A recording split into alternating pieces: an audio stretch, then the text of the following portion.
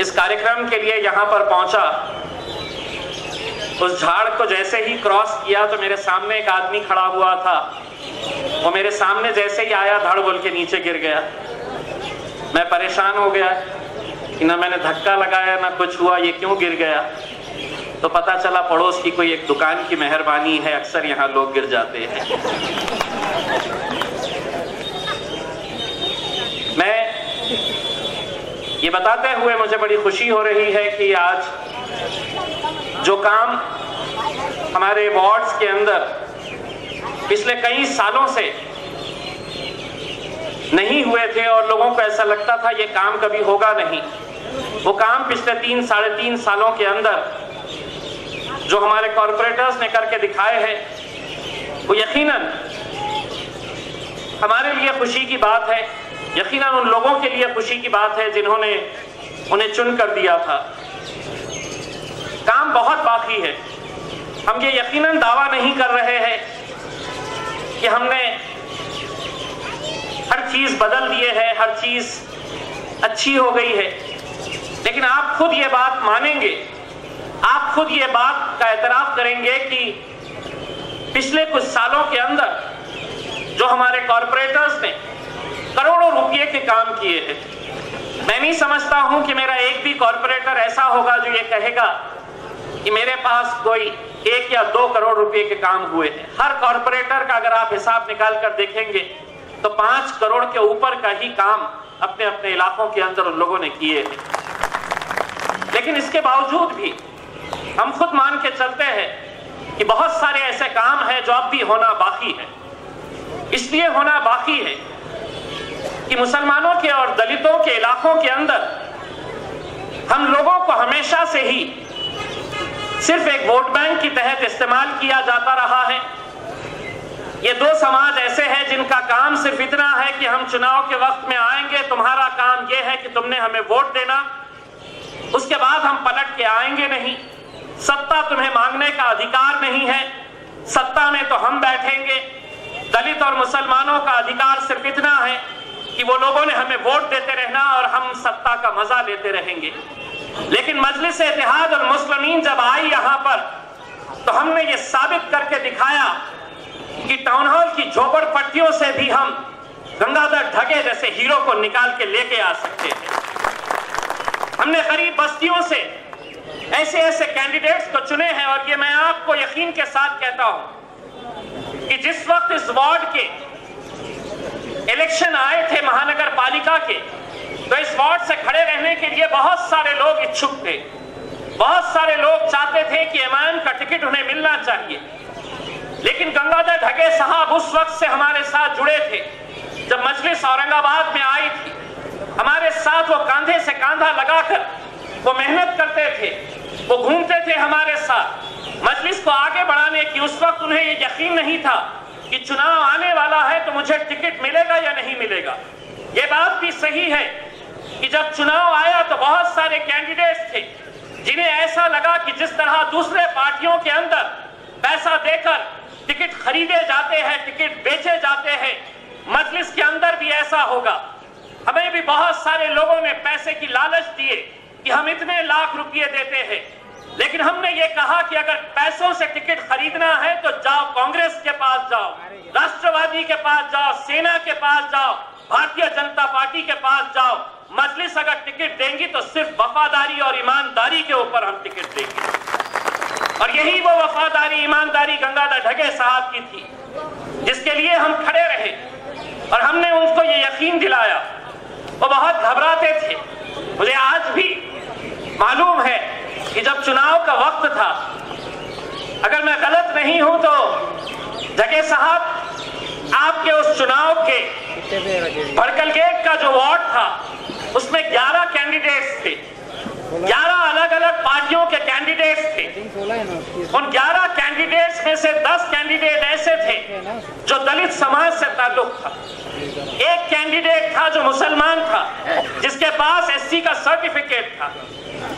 बहुत सारे लोग ये कहते थे, ये सोचते थे कि दलित समाज के 10 कैंडिडेट्स लड़ रहे हैं, एक मुसलमान कैंडिडेट है जिसे शायद राष्ट्रवादी ने खड़े किया, एनसीपी से खड़े हुए थे। लोगों को यकीन नहीं था कि मुसलमान दलित समाज को वोट देगा। गंगाधर ढगे साहब को भी शुरुआत में ऐसा लगा कि मुझे टिकट तो मिल गया, लेकिन क्या मेरा लोग साथ देंगे।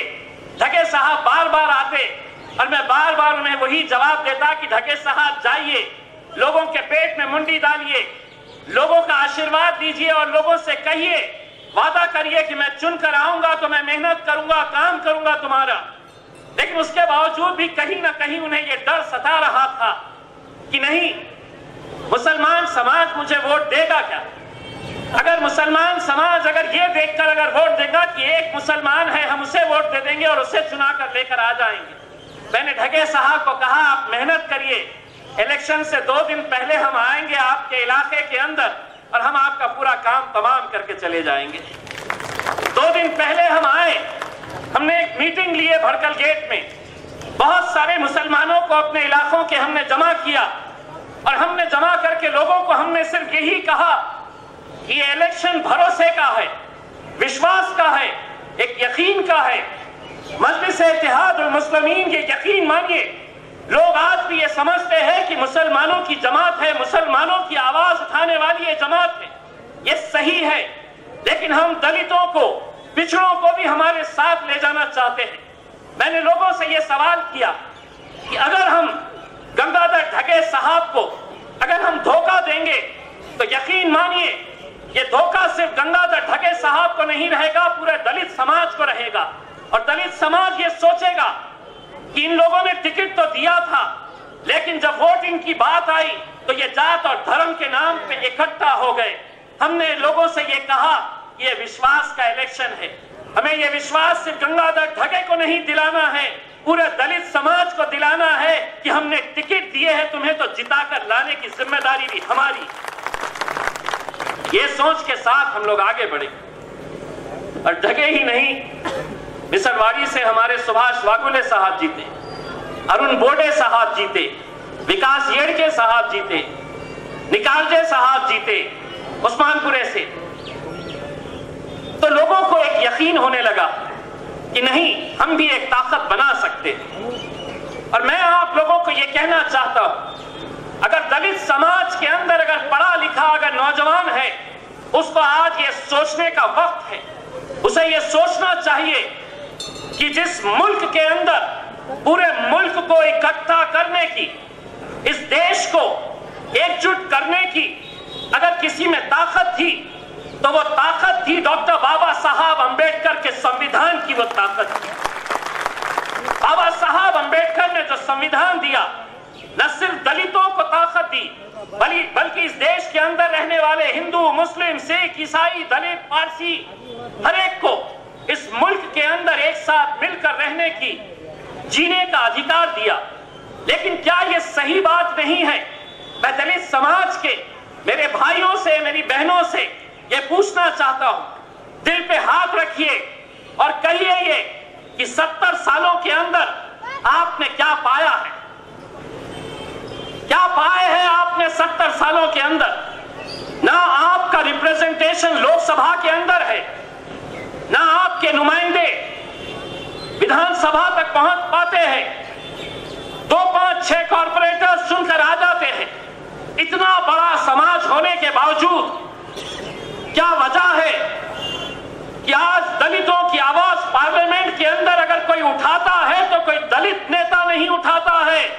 वो अगर कोई उठाता है पार्लियामेंट के अंदर दलितों के ऊपर हो रहे अत्याचार को लेकर, तो वो मेरा शायद बैरिस्टर असदुद्दीन ओवैसी उठाता है। कितने दलित विधानसभा के अंदर है, लेकिन मैं दावे के साथ कहता हूं कि पिछले 3.5 सालों के अंदर कोई एक दलित का नेता खड़े रहना और उसने ये कहना कि 3.5 सालों के अंदर मैं इतने सारे प्रश्न दलितों के उठाए हैं। मैं दावे के साथ कहता हूं कि अगर महाराष्ट्र की विधानसभा के अंदर अगर दलितों के ऊपर हो रहे अत्याचार के बारे में अगर किसी ने आवाज उठाई तो कोई दलित नेता ने नहीं उठाई, वो इम्तियाज जलील ने, मजलिस-ए-इत्तेहादुल मुस्लिमीन के इम्तियाज जलील ने उठाई। दोस्तों, ये हमें सोचना चाहिए कि आज इस देश के हालात कैसे हैं आप अच्छी तरह से जानते हैं। क्या वजह है कि हर थोड़े दिन हम देखते हैं कि दलितों के ऊपर अत्याचार होता है।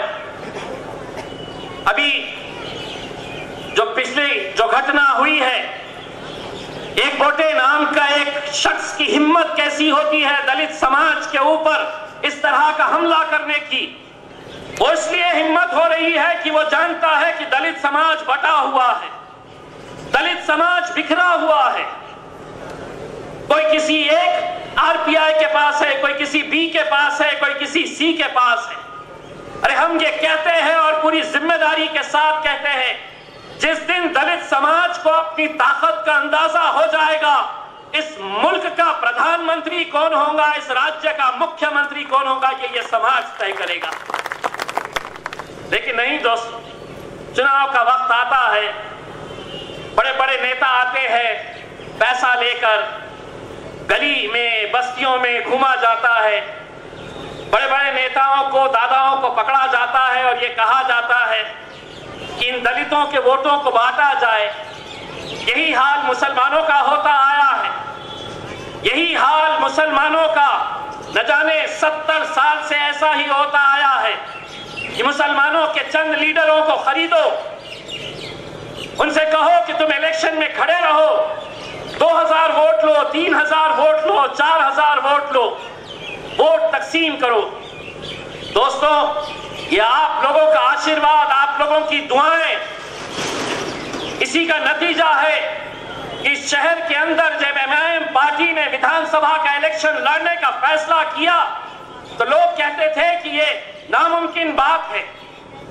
और मैं दावे के साथ कहता हूं कि मेरे इलेक्शन के वक्त मेरा दलित समाज का भी भाई हमारे साथ नहीं खड़ा था, क्योंकि उन्हें विश्वास नहीं था कि एमआईएम पार्टी हर एक को लेकर चलेगी क्या, दलितों की आवाज बनेगी क्या, दलितों का साथ देगी क्या। हमने जितने भी वोट लिए हमारे अपने मुसलमान समाज के लिए, दलितों के कुछ वोट यकीनन हमें मिले हैं, लेकिन इतने ज्यादा नहीं। अगर हम सिर्फ मुसलमानों के वोट लेकर एक इतनी बड़ी जीत हासिल कर सकते हैं, 27 सालों के बाद इस शहर से हमने शिवसेना के भगवे झंडे को उखाड़ फेंका है और हमारे एमआईएम के झंडे को हमने लहराया। दोस्तों, अगर ये मुसलमान समाज अगर अपनी आज एक राजनीतिक पहचान बना रहा है तो दलित समाज क्यों पीछे है?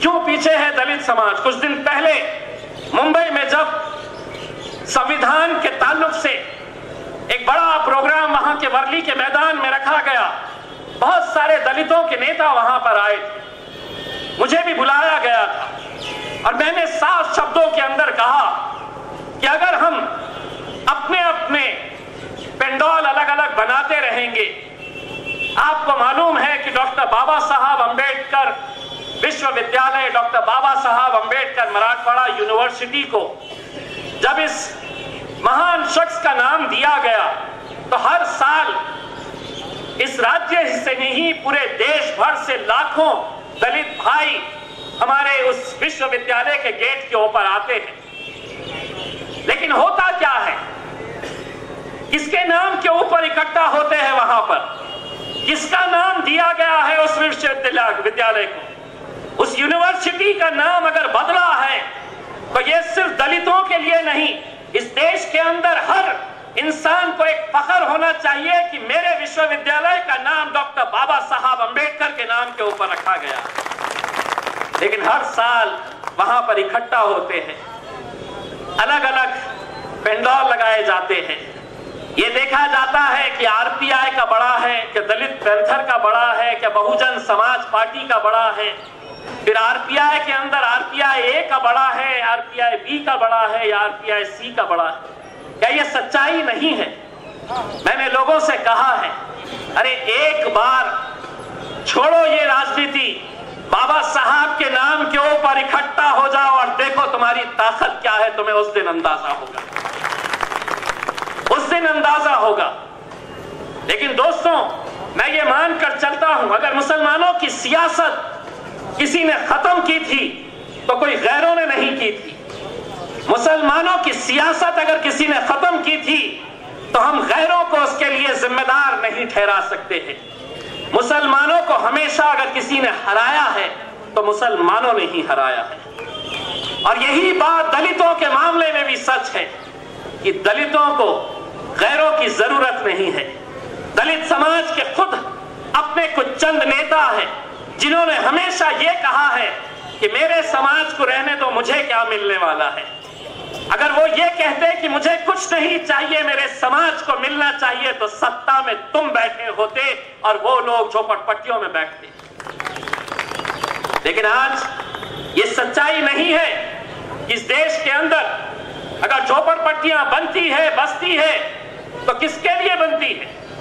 कौन सा समाज वहां पर मिलता है?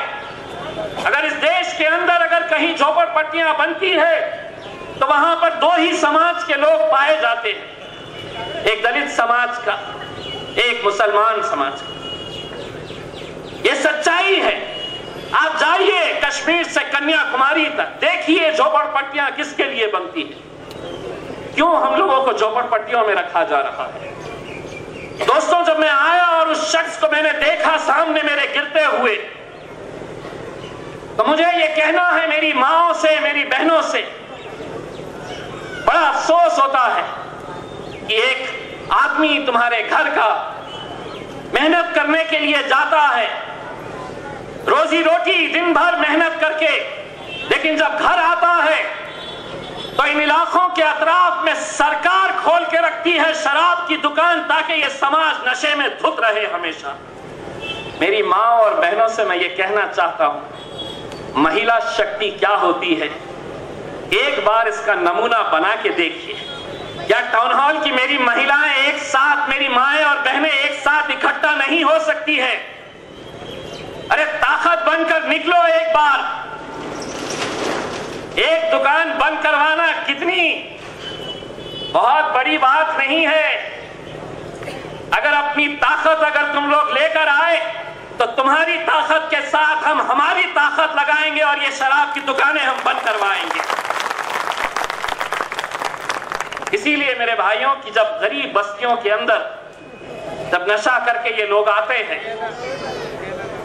अपनी माओं को, अपनी बहनों को, अपनी बच्चियों को जिस तरह से मारा जाता है, पीटा जाता है, ये क्यों हो रहा है?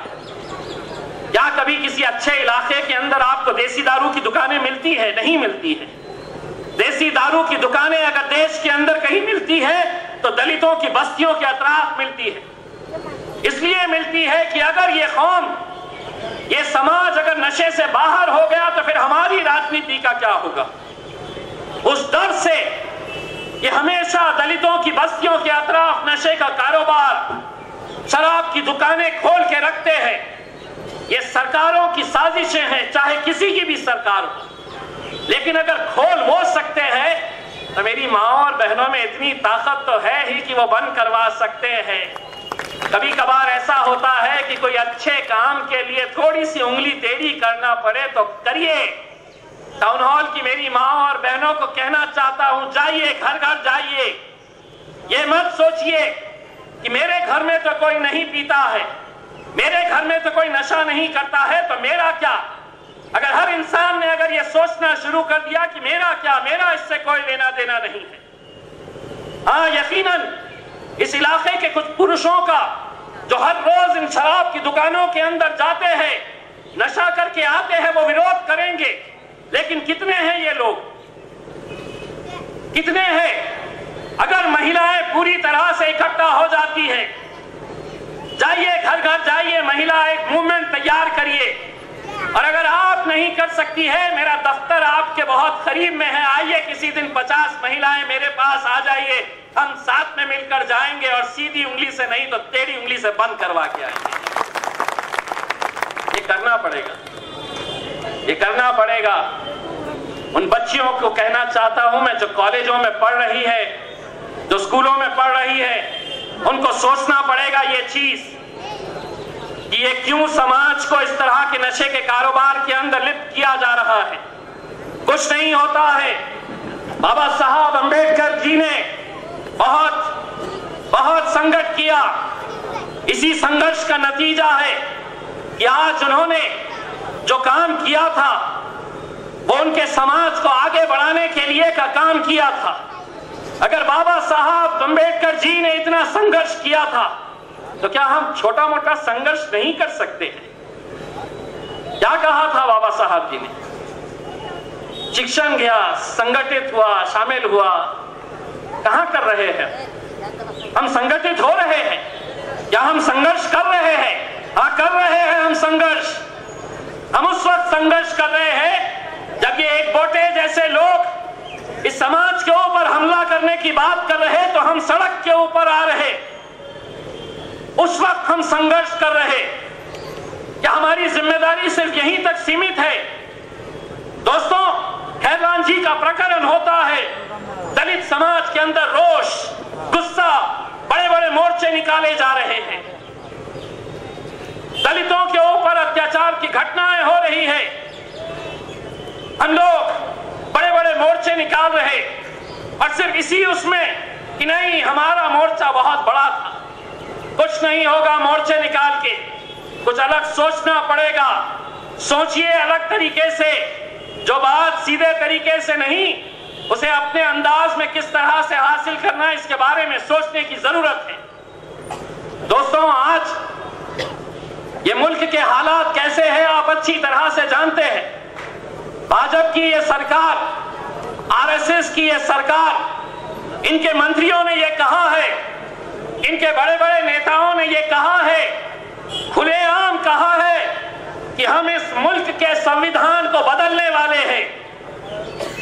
ये बात उन्होंने कही है, लेकिन जिस वक्त उन्होंने ये बात कही है उसके फौरन बाद इस मुल्क का मीडिया हमारे पास आया और उन्होंने हमसे ये पूछा कि भाजपा वालों का, आरएसएस वालों का कहना है कि हम इस संविधान को बदलना चाहते हैं, आपकी क्या राय है? हमने उन्हें जवाब दिया, जब तक मजलिस-ए-इत्तेहादुल मुस्लिमीन है, इस संविधान को कोई हाथ भी नहीं लगा सकता है। हम पूरी ताकत के साथ लड़ेंगे इस संविधान को बचाने के लिए। आपने देखा था, आपने देखे थे, देखकर, वीडियो देखकर अपनी नाराजगी जताए, उस सोशल मीडिया के ऊपर अपने कमेंट्स लिखे और खत्म, बात वहीं खत्म हो गई। मेरा यह कहना है कि आने वाला समय दलित समाज और मुसलमानों के लिए बहुत कठिन समय है। हम लोगों को एक ताकत बनकर खड़े रहने की जरूरत है। इसलिए जरूरत है कि मुल्क में रहने वाले कुछ लोग ये समझते हैं कि ये मुल्क हमारा है, ये समझते हैं इस मुल्क का प्रधानमंत्री नरेंद्र मोदी साहब ये समझते हैं कि मैं अब पंत प्रधान बन गया हूं तो जिंदगी भर के लिए पंत प्रधान रहूंगा। हम उनको बार बार ये चीज याद दिलाते रहते हैं, प्रधानमंत्री जी मोदी साहब चाय बेचा करते थे आप चाय बेचा करते थे। यही वो जनता है जिसने आपको प्रधानमंत्री बनाई है। अगर आप इस जनता के साथ खिलवाड़ करेंगे तो वो दिन दूर नहीं है मोदी साहब, नीचे आना पड़ेगा और फिर हाथ में केतली लेकर टाउन हॉल पे घूमना पड़ेगा, चाय चाय चाय बोल के। इसीलिए मेरे भाइयों, अगर हम मुत्तहिद नहीं हुए, अगर हम एक ताकत नहीं बने, तो इस तरह की घटनाएं होती रहेगी। वो ये समझ रहे हैं कि ये मुल्क हमारा है और हम उनको बार बार ये कहते हैं कि ये मुल्क तुम्हारे बाप की जागीर नहीं है, ये मुल्क जितना तुम्हारा है उतना हमारा है, जितना तुम्हारा है उतना हमारे दलितों का है, जितना तुम्हारा है उतना हमारे मुसलमानों का है। नहीं, लेकिन बार बार ये कहते हैं ये खाना है तो पाकिस्तान जाओ, ये बोलो नहीं तो पाकिस्तान जाओ, ऐसा पहनो नहीं तो पाकिस्तान जाओ। अरे पाकिस्तान से इतना हमें बताते हैं कि इतनी बार तो पाकिस्तान का हम भी जिक्र नहीं करते जितनी मोहब्बत, ऐसा लगता है कि मोदी साहब और उनके लगवे झगवों को पाकिस्तान से मोहब्बत है। बार बार हमें यही कहा जाता है। मेरे भाइयों, आज गंगाधर ढगे साहब, मेरे तमाम कॉर्पोरेटर्स, हम लोग पूरी ईमानदारी के साथ हम मेहनत कर रहे हैं। ये सही बात है कि चुनाव के अंदर कोई हारता है, कोई जीतता है, लेकिन हम एक मिशन लेकर आए हैं। हम उन बस्तियों के अंदर आए हैं जिन बस्तियों के अंदर पहले किसी राजनीतिक पार्टी ने झांक कर देखा नहीं था। इसलिए देखा नहीं था कि जब पैसा लेकर लोग वोट देते हैं, जब पैसा लेकर वोट देते हैं तो चुनकर आने के बाद नेता कहता है कि मैं तेरे गली में क्यों आऊंगा, मैं तेरा काम क्यों करूंगा, क्योंकि मैंने तेरा वोट खरीदा है। हमने पैसों का कारोबार नहीं किया है, हमने लोगों की दुआएं लेकर, हमने लोगों का भरोसा जीतकर हम इसके अंदर पूरी ईमानदारी के साथ हम मेहनत कर रहे हैं। यकीन मानिए, बहुत सारे ऐसे काम हैं, चाहे वो भड़कल गेट का वार्ड हो, आरिफ कॉलोनी हो, आसिफिया कॉलोनी हो, बुड्डी लाइन का वार्ड हो, बहुत सारे काम अब भी होना बाकी है। लेकिन कोई आदमी यहां पर ये खड़े होकर ये नहीं कह सकता है कि नहीं, तुम्हारा कॉर्पोरेटर मेहनत ही नहीं कर रहा। हम मेहनत कर रहे हैं, लेकिन यह भी सोचना चाहिए कि पिछले 28 सालों से इस महानगर पालिका के अंदर किसकी सत्ता है? यही भाजपा वाले, यही शिवसेना वाले। आज महाराष्ट्र टाइम्स अखबार के दफ्तर में हमें बुलाया गया, कचरे की समस्या को लेकर एक चर्चा है, हमें बुलाया गया, मैं भी गया वहां पर महापौर साहब थे और जितनी भी राजनीतिक पार्टी के आमदार थे वो सब लोग वहां पर थे। मैंने दो टूक जिस तरह विधानसभा के अंदर ये कहा कि आज शहर के अंदर जो कचरे की समस्या है, वो कचरे की समस्या के लिए लोग जिम्मेदार नहीं है। मला काय मिळत या कचऱ्यामधून, मला काय ही जे संस्कृती शिवसेना आणि भाजपवाल्यांनी महानगरपालिकामध्ये आणलेली आहे, त्यांचा हे पाप आहे की आमच्यासारख्या लोकांना आज त्रास सहन करावा लागत आहे। त्यांचा हे पाप आहे। मैंने जब ये बात मीडिया ऑफिस के अंदर कही तो महापौर साहब बड़े नाराज हो गए और उन्होंने कहा कि नहीं, सिर्फ कचरे के मामले के ऊपर हम लोग फेल हुए हैं, बाकी तो हमारा बहुत अच्छा काम चल रहा है। मैंने कहा, महापौर साहब, 28 साल का हिसाब, महानगर पालिका की जिम्मेदारी क्या होती है? महानगर पालिका की जिम्मेदारी होती है पानी देना, महानगर पालिका की जिम्मेदारी होती है अच्छी सड़क बनाना, महानगर पालिका की जिम्मेदारी होती है लाइट देना और कचरा उठाना और कचरे का किस तरह से विलेवाट करना, ये जिम्मेदारी होती है।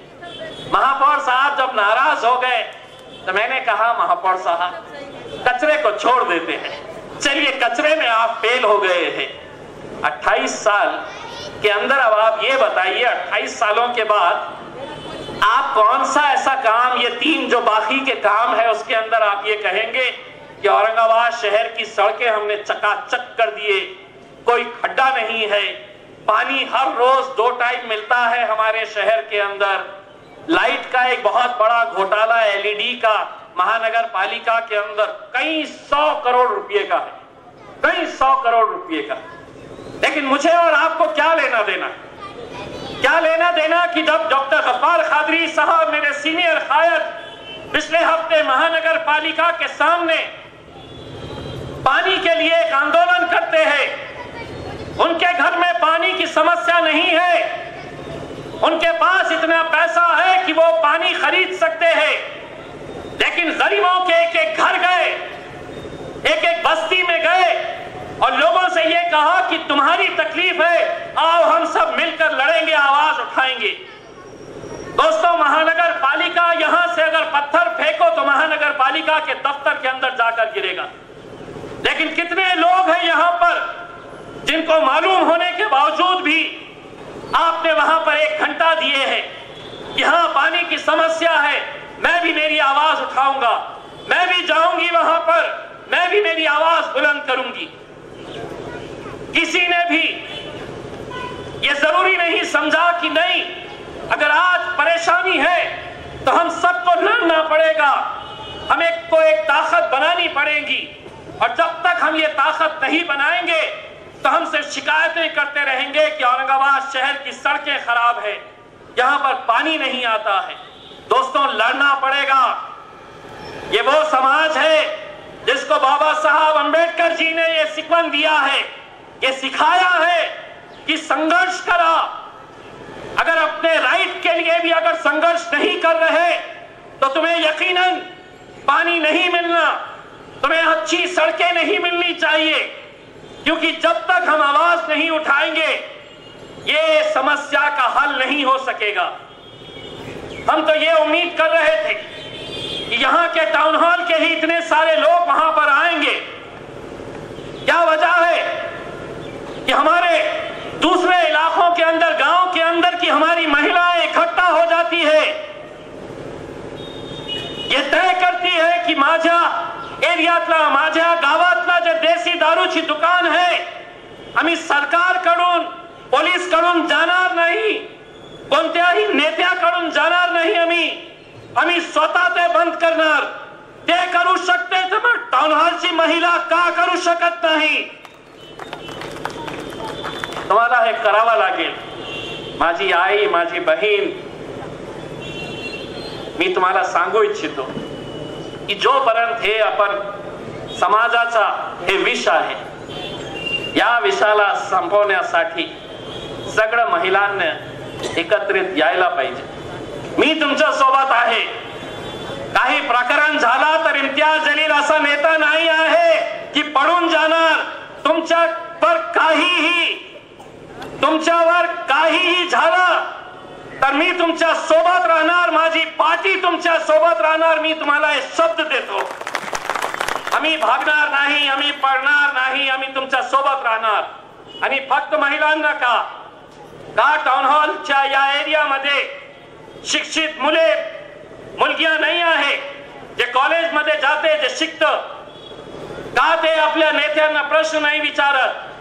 का ते पोलिसांच्याकडे जात नाही, कलेक्टरच्याकडे जात नाही, डेलिगेशनला घेऊन आणि सांगा त्यांना की हे नाही पाहिजे आम्हाला, आमच्या वस्तीत कायदा आहे, तसा प्रकारचा कायदा सरकारने बनवलेला आहे की एका एरियातले 50% लोक तुमच्या वॉर्डात, गंगाधर ढगेच्या वॉर्डात समजा एक 5000 लोक राहते, 5000 वोटर्सचा वॉर्ड आहे, तर 2500 लोकांनी सिग्नेचर करून दिले, 2500 लोकांनी सिग्नेचर करून दिले आणि असं म्हटले स्वाक्षरी करून की आम्हाला हे नाही पाहिजे, तर सरकारला ते बंद करावं लागतं।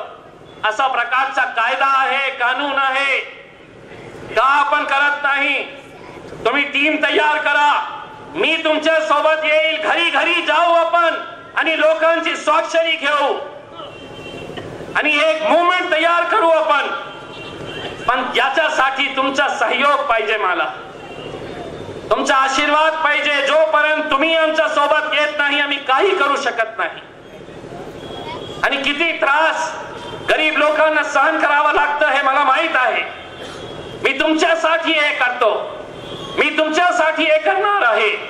पण मला फक्त हे सांगायचे आहे की जोपर्यंत लोक आपल्या हक्कासाठी उभे राहणार नाही, मग असाच प्रकार चालू असणार।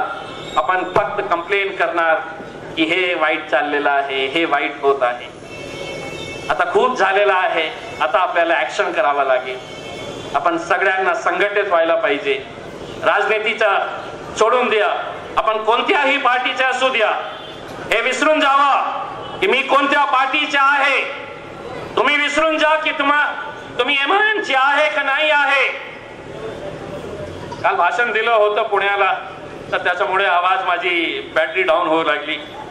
पण काय आहे की मला फक्त हे सांगायचे आहे की तुम्ही विसरून जा, राजनीतिक आपले मतभेद होऊ शकतं, पण हे जे काम आम्ही तुम्हाला सांगतो हे देशाचा, हे लोकांच्या हिताचं काम आहे। याच्यासाठी आपण सगळ्यांनी एकत्र यावं लागेल। काम सोपं नहीं है। लोग मुझसे कहते हैं कि बहुत मुश्किल काम है आप जो बोल रहे, मैं उनको ये जवाब देता हूं काम मुश्किल है लेकिन नामुमकिन नहीं है। अगर मेहनत हो जाए तो हम ये काम को यकीनन अंजाम दे सकते हैं। मैं मेरे तमाम भाइयों से, इस इलाके के रहने वाले लोगों से ये अपील करना चाहूंगा कि हम लोग बार बार आएंगे, आपसे मिलेंगे, आपकी तकलीफ को हमारी तकलीफ समझेंगे। यहाँ के कॉरपोरेटर्स पूरी ईमानदारी के साथ मेहनत कर रहे हैं, बहुत सारे काम हो रहे, बहुत सारे काम होना बाकी है।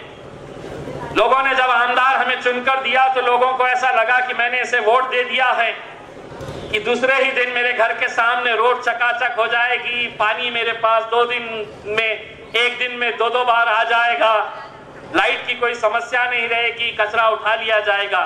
दोस्तों, ये कई सालों की गंदगी है, कई सालों की गंदगी है जो अब MIM के हमारे 25 कॉरपोरेटर्स एक सिपाही की तरह निकले हुए हैं गलियों में, बस्तियों के अंदर इस गंदगी को साफ करने के लिए।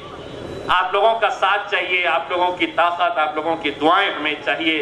यकीन मानिए, अगर आप लोगों का साथ रहा तो दुनिया में ऐसी कोई चीज नहीं है जो नामुमकिन है।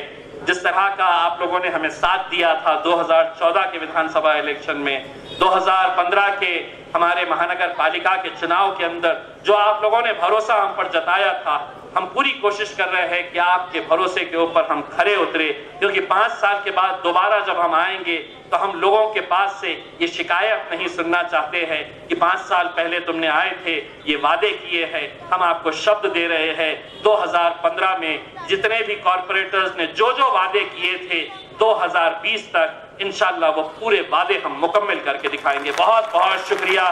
जय भीम, जय भीम, धन्यवाद।